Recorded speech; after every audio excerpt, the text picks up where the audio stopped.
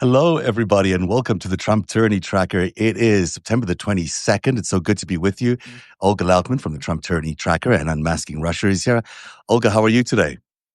I am good. Exhausted, but good here. Still going. Exhausted is the theme of this administration. It's day 245 of the Trump administration as we look back at the authoritarian backslide that we've been doing in fast forward over the last few days. The first story of the day, Trump publicly ordered Pam Bondi to move quickly against James Comey, Letitia James, and Adam Schiff, just a day after firing a U.S. attorney who refused to indict them. He's announced plans to replace the ousted prosecutor with Lindsey Halligan, a former personal lawyer with no prosecutorial experience. Other U.S. attorneys are now under pressure to bring cases against Trump's critics, even without evidence. Well, what could be more authoritarian than this? Yeah, it is incredible because, the fact that he posted whatever. First of all, I don't even know if that post was supposed to go on Truth Social or supposed to go on a text message, where it was supposed to go, a private DM, which I don't understand why the president would be DMing the attorney general. Whatever it was, bottom line is, for anyone who, in especially legacy media, who kept, whitewashing what is happening, Trump laid it out for you. Here he is telling the attorney general, without evidence, we need to stop threatening these things, and these prosecutions need to come. And this is just a small list. I'm surprised he didn't, write out in his text message or whatever that was, a list of like 40, 50 people that he has. It's okay. It's Kash Patel has those, so it's okay. He's got his enemies list. You know what? The whole thing about doing it on Truth Social is it's just so unthinkable that a president would even contact their AG on any matter. Never mind on this matter. Never mind doing it publicly on Truth Social to tell them to, attack his critics. It seems so bizarre. He's doing it so out in the open. Well, this is the thing with Trump, and this is what people here didn't understand. From 2016, he told people everything he was going to do, step by step by step by step. And what did our legacy media, what did the pundits do? Oh, Trump is just being Trump. Literally, for the past decade, they sat there and whitewashed him and said, oh, well, he said that he's going to lock up his enemies. Oh, that's just Trump being Trump. Trump does everything. He doesn't hide nothing. All the corruption is done in the open. All the threats, all the backsliding of democracy, everything is done in the open. And this is to condition Americans, that one, to make you feel like you're being gaslit when media is telling you there's nothing going on, nothing to see here, because surely most people, when they think of crimes happening, they don't think people are publicly going to do them. And they think that, they're going to do these corrupt deals or whatever, or have conversations like with Pam Bondi, like, somewhere in the secret, quietly. But Trump from 2016 used the strategy to do every single thing out in the open in order to condition Americans of what the norms are. And each time the norms moved to the point that now we are really a banana republic. And not just do them in public, but also talk about them in public, because then there's really no hiding it. You can tell they're not doing any secret, so therefore there can't be anything wrong. And of course, there is a lot wrong with everything he's doing, especially in terms of the Constitution. Another shocking case out of the Department of Justice. FBI agents recorded Trump's border czar, Tom Homan, accepting $50,000 from undercover operatives posing as contractors seeking government deals. Prosecutors believed they had strong evidence of the conspiracy to commit bribery charge, but the Justice Department stalled the probe after Trump's inauguration and officially closed it this year. So Trump is not only asking the DOJ, ordering the DOJ to target his critics, he's also protecting his own corrupt officials from prosecution. And not only his corrupt officials, his donors. How many pardons have we seen of people who have handed him donations to his, one of his organizations, and then suddenly they get a pardon. And here you have, this thug who literally was taped by the FBI accepting money on tape, and they decide to dismiss this. And then on top of it, run a whole freaking online, again, gaslighting campaign. Because if you look, every single MAGA influencer and MAGA news personality, shouldn't be news in the same word, um, are running with the same thing. Oh, there was not enough evidence to prosecute him. They have him on tape. The FBI posed as undercover as contractors, took the bribe of 50,000 in cash, or handed the bribe of 50,000 in cash, and recorded everything. Trust me, the There's FBI is no not just mystery gonna. here. You Yeah, know the exactly what FBI. happened. Yeah, the FBI, when they operate, they have their procedures. And the procedures are, if you're going into a sting like this, that everything is as tight and airtight and proved as it can be for a criminal prosecution. So It's unclear whether he was extorting these people or whether they paid him off to try and bribe him. But either way, it's wrong. I mean, the $50,000 in cash is obviously a payment that's illegal for any official in the government, even though he wasn't official at the time, was about to be able to do that kind of thing. It's just nonsense. It's obviously a criminal event. And for the Trump administration to be covering it up is just a symptom of the enormous amount of corruption within this regime. And don't forget, he's a main person connecting these freaking torture detention centers to ICE, and for them to get contracts. He even Yeah. served on the board of one of them, I believe, either Geo or maybe the Civic one. He served on the board of them. So I Still? mean, I probably, who knows? I mean, maybe he has two roles. God knows everyone else around Trump have multiple roles. Yeah, true. He's been taking some time off from his official role to be on the board of one of these things. It could be. Our third story focuses on new Pentagon rules forcing reporters to pledge not to gather or use any information not formally approved for release, including unclassified material, or risk losing access. Pete Hegseth has also tightened movement inside the building, further limiting press freedom at the Defense Department. This is a major attack on the First Amendment, but there's also more to the story, if I'm not mistaken. There were some developments today. I don't know if you followed them anywhere, about Donald Trump forcing him to back down on some of these. Did you see any of that? No, I didn't Okay, maybe I'm see. wrong. No. Yeah, no, I didn't, but I'm not a good judge because I haven't checked the news this morning.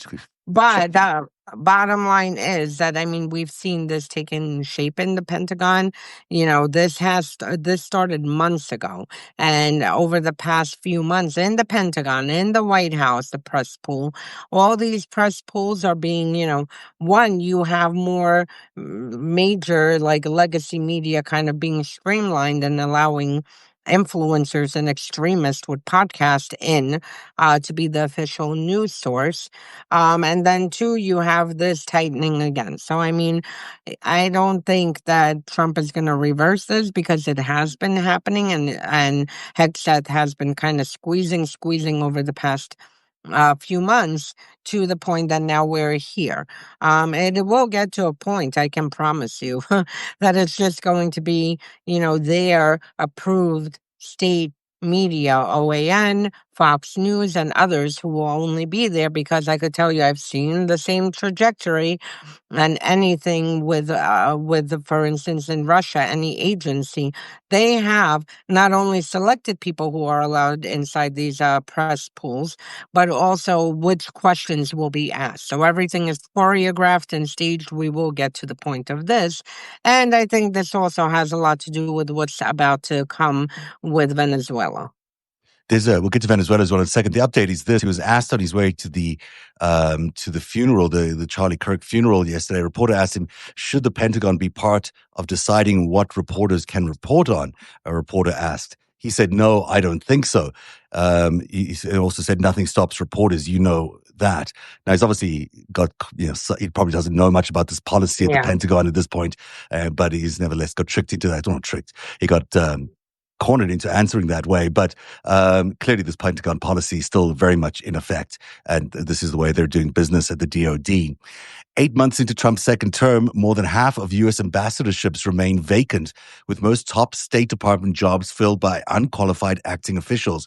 Career diplomats say they've sidelined by new fidelity loyalty rules and fearful of retaliation for dissent. Thousands have been forced out while offices focused on democracy and human rights have been dismantled. Well, this is big news. Imagine that half of those positions are unfilled. Yeah, and you have, we have embassies and consulates across the globe, and this is what we are projecting. I mean, we're literally anything that involves democracy, corruption, or human rights has been completely dismantled. We're even putting pressure on countries to address these issues, whether it's using tariff pressure or any kind of levers of the government.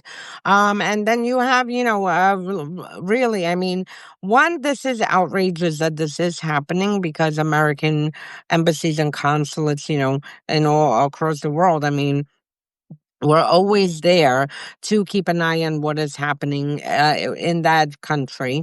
Um, and here we're just like our national security is going to be severely endangered because we're just leaving ourselves blind between everything happening with the CIA, everything happening with all the other intelligence agencies, and then on top of it, the State Department, and having our eyes taken from each country to know what is happening, if there are any kind of emerging plots or threats to the United States or to even Americans abroad or American interests. This is extremely dangerous. And yet again, Trump is leaving us exposed, for something, a major attack. And it really plays into Russia's hands and other adversaries' hands who have, of course, full diplomatic corps around the world. For us to be unrepresented and during a time of so much change is very dramatic. Yep. This is that Venezuela story you were talking about. Trump has deployed warships, special operations forces, and F-35s to the Caribbean under the banner of counter-narcotics. But analysts say the real target is Venezuela's Nicolas Maduro.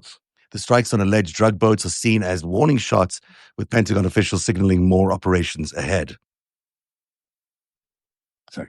You okay? Yeah, frog in my throat. Yeah, this, if you remember what was it, the beginning of last month, when I was documenting the buildup, I was like, this looks like a military buildup. This does not look like, any kind of narcotics operations. And here we are now, to have all these forces, to move fighter jets into Puerto Rico, everything we're doing. And on top of it, Trump has really increased. I believe the fourth incident happened where he is carrying out extrajudicial killings and just freaking bombing boats. We don't know who these boats are off Venezuela or in international waters.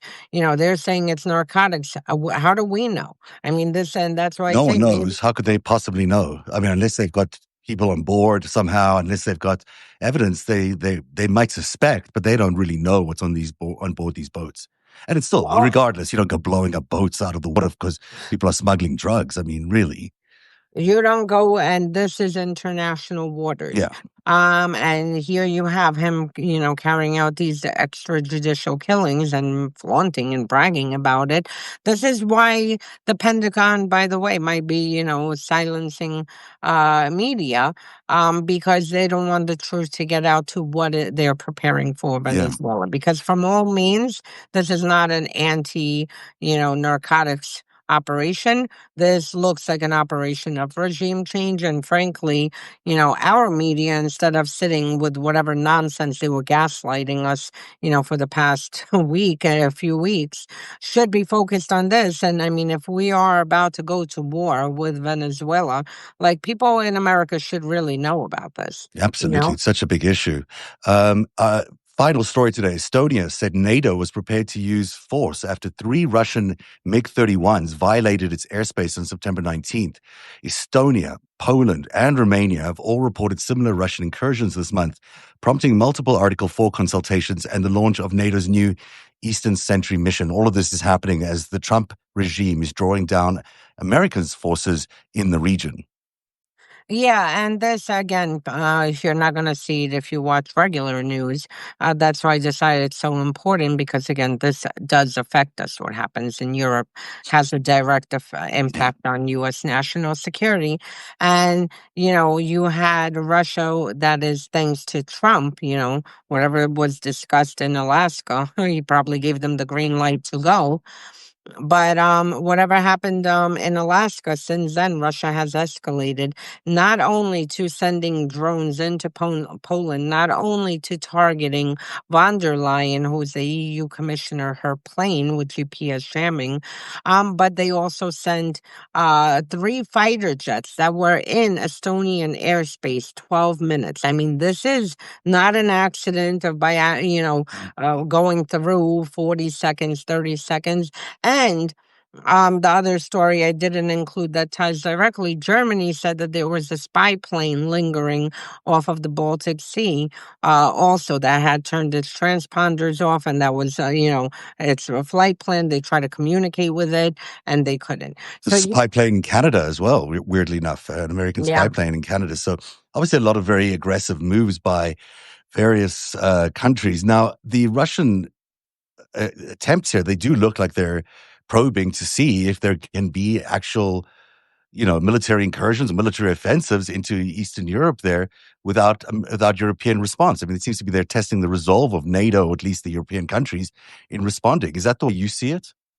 They're testing the resolve, but I think more so they're testing response time, because usually even before Russia launched its invasion in Ukraine in 2014, they were testing various response times to see, to formulate their own military plans to know how much time they have here before this happens, or before these fighter jets, to see where fighter jets across NATO are lifting, because the spy plane, I believe, was done by Swedish fighter jets. Poland incursions with drones, I believe, was Danish. Polish, and one more country, fighter jets. So they also want to see the response time. They want to see which countries are lifting for what type of response, where they're lifting, because at the same time they know what the targets are if they want to take out the fighter jets, for instance, of Italy's early response, which Italy, by the way, with the drones, when they went into Poland, Italy, part of NATO, Italy's fighter jets are part of the early response team, which are the first to take off and detect anything. So if they want to see the sequence of how things work, in the case they do, So you see this as a precursor to actual military absolutely, incursions. absolutely. And how do you explain, if it's possible to explain, maybe there is only one answer and it's obvious, how do you explain why the Trump regime is drawing down all these American forces along the European-Russian border there? Well, I mean, Trump does everything for Russia. He's always done everything for Russia. One of the last acts before he left in 2020 was to order a drawdown of U.S. troops in Germany. At that time, I believe they wanted to pull 18,000 out. So Trump is always doing everything favorable to Russia to make it easier for them. We'll see. He keeps getting pulled back and forth between, now the British pulled him back in their corner. We'll see how long this lasts until Putin makes another phone call. But look, yeah, I've said it before, and frankly, Europe should have been preparing for this. They are on their own. At the best case scenario, we're just not going to participate in anything. At a worst case scenario, they're going to have to prepare to fight American troops in the case we invade, Canada or Greenland. So, I mean, in this situation, they really need to, whatever strategies they are putting together, and they all are. Every single intelligence and defense agency is warning of a Russian attack within as soon as 2027 to 2030. Every single one. I've Yeah, never seen 2 to them 5 on years is board. mostly, yeah. Yeah. So this is going to be very hard if we're involved in a war with Venezuela or something happening in our southern border. It might be even more complicated for us to respond to any European Russian action as well. I don't think he would respond. I mean, maybe. It has to because of NATO, right? I mean, there has to be a NATO. He doesn't have to really respond to anything, and frankly, NATO exists, by the alliance of countries, but As I've said, if the U.S. goes this way, they could kick out the U.S., invite a few other countries, Europe, and continue having the same NATO, put it pedo, I mean, and that's it. As long as the logistics are there and everything is there, the only thing there would be a loss of American weapons. But right now you have Germany and France and, several countries from the beginning of this year who really ramped up their military productions. So that's it. Fascinating times and troubling times. That's the Trump Tyranny Tracker for today. It's September the 22nd. Olga, you've got a really interesting seminar that you're doing, seminar series, all about the disinformation. Do you want to tell folk about it? Yeah, Julie Roginski and I have put together a 6-week seminar. We did one already, basically on disinformation, information warfare, and ways to counter it. Because clearly the U.S. and especially Western Europe haven't gotten a grip on it, whereas you have countries like Estonia, Ukraine, obviously, who have gotten a grip on how to counter not 100%, but at least more successfully counter disinformation. And it's basically how to spot it, how to understand what is happening. Every single person. I, monitor disinformation for forever. And I mean, even you go on Twitter, how many people, even on the left, are getting caught up in these, spreading disinformation. Here, in their case, it's misinformation because they don't realize they're not doing it in a malicious way. They're just repeating something that they have seen. So it's pretty much how to spot it, what to do, how to fact check, how to try to counter it, and anything because it's not going to be the U.S. government who's going to put an end to this. It's going to come down to all of us to do it. That's a very useful public service that you and Julie are doing. Plus, you've got this great series on unmasking Russia about the 2015 and 2016 elections. What a great series. I've been following it, and people should really check it out. The latest one is all about WikiLeaks, if I'm not mistaken. WikiLeaks. WikiLeaks. Or Assange. Yeah, and how it was used as a cutout for the emails that were hacked from the DNC, DCC, and dispersed them. Seems like a lifetime ago when you talk about that case, but it's not that far. At narativ.org, narativ.org, I have the latest, greatest heist chapter up, which is really interesting, all about the Taj Mahal and money laundering efforts through the Taj Mahal. And also my investigation into what happened with Charlie Kirk's death and murder, the text messages that were sent between the alleged suspect and his roommate, they seem really suspect to me, and I explain why in my latest post at narativ.org. We'll be back tomorrow for another Trump Tyranny Tracker at 2 p.m. on Substack Live, and at 3 o'clock I'll be back with Dean Blundell for the 5-stack. Plus we have a special guest at 3 o'clock. Everyone will want to check it out. Thanks, Olga. Have a great day. Have a good show. Bye. Bye, everybody. Bye.